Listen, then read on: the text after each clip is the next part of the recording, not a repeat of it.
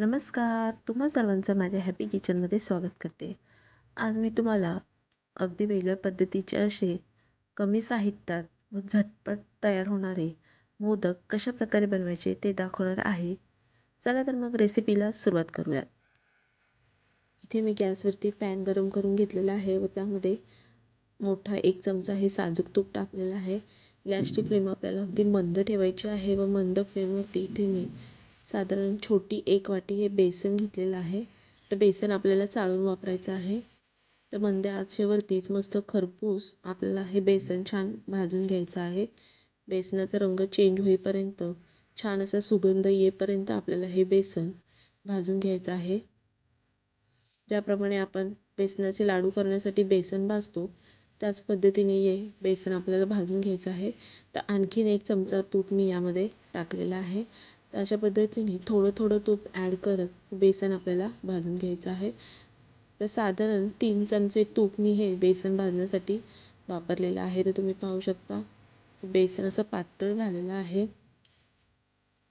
कुठेही मी गॅसची फ्लेम वाढवलेली नाही आहे. अगदी मंद आचेवरतीच हे बेसन अशा पद्धतीने मी भाजून घेतलेलं आहे.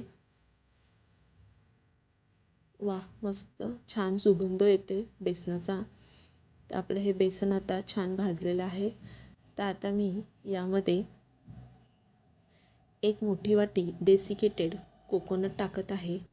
हे डेसिकेटेड कोकोनट मी घरीच बनवलेलं आहे. हे कशा प्रकारे बनवायचं याचा व्हिडिओ मी ऑलरेडी आपल्या चॅनलवर अपलोड केलेला आहे. त्याची लिंक मी तुम्हाला डिस्क्रिप्शनमध्ये देईल, ती तुम्ही नक्की चेक करा. तर हे डेसिकेटेड कोकोनट देखील मी एकजीव करून घेतलेला आहे. आता मी यामध्ये मोठे 2 चमचे हे श्रीखंड टाकलेलं आहे. तर हे पहा, हे देखील आपण व्यवस्थित मिश्रण एकजीव करून घेणार आहोत.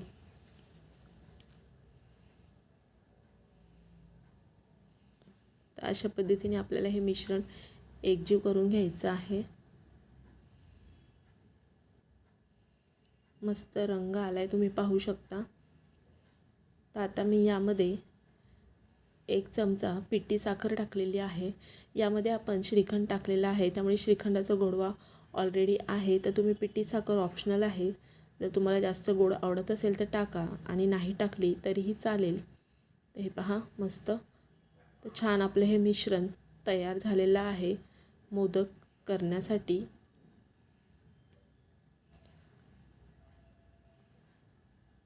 आता मी इथे सगळ्यात शेवटी यामध्ये केशराच्या काड्या भिजवलेले हे साधारण 1 चमचा दूध आहे ते दूध टाकते. यामध्ये आपण हे मँगो फ्लेवरचं श्रीखंड वापरलेलं आहे त्यामुळे मी इथे हे केशर टाकलेलं आहे. जर तुम्ही ड्रायफ्रूट्सचं श्रीखंड वापरत असाल तर तुम्ही वेलायची पावडर देखील यामध्ये टाकू शकता.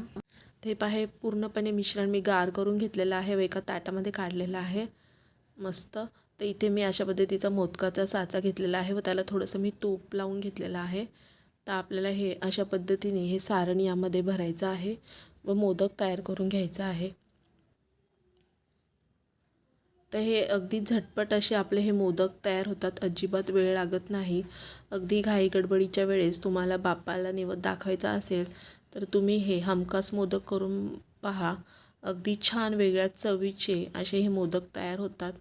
तुम्ही जर एकदा बनवाल तर तुम्ही हे वारंवार बनवून खाल, इतके छान असे हे मोदक लागतात.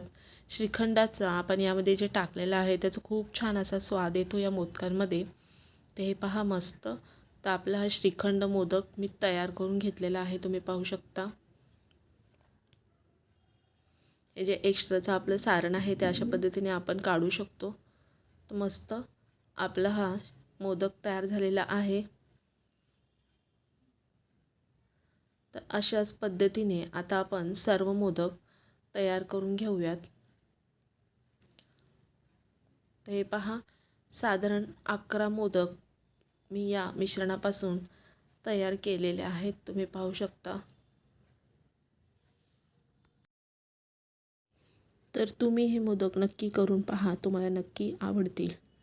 व ते मोदक तुमचे कसे झाले ते मला कमेंटद्वारे नक्की सांगा. तुम्हाला जर आजची माझी रेसिपी आवडली असेल तर व्हिडिओला लाईक करा, शेअर करा. तुम्ही माझ्या चॅनलवर नवीन असाल, अजून सबस्क्राईब केलं नसेल तर सबस्क्राईब करा व बाजूचे बेल बटन देखील प्रेस करा. म्हणजेच तुम्हाला माझ्या येणाऱ्या नवीन रेसिपीजचे नोटिफिकेशन मिळेल. चला तर मग पुन्हा भेटूयात अशाच एक नवीन रेसिपीसह. व्हिडिओ पूर्ण बघितल्याबद्दल धन्यवाद.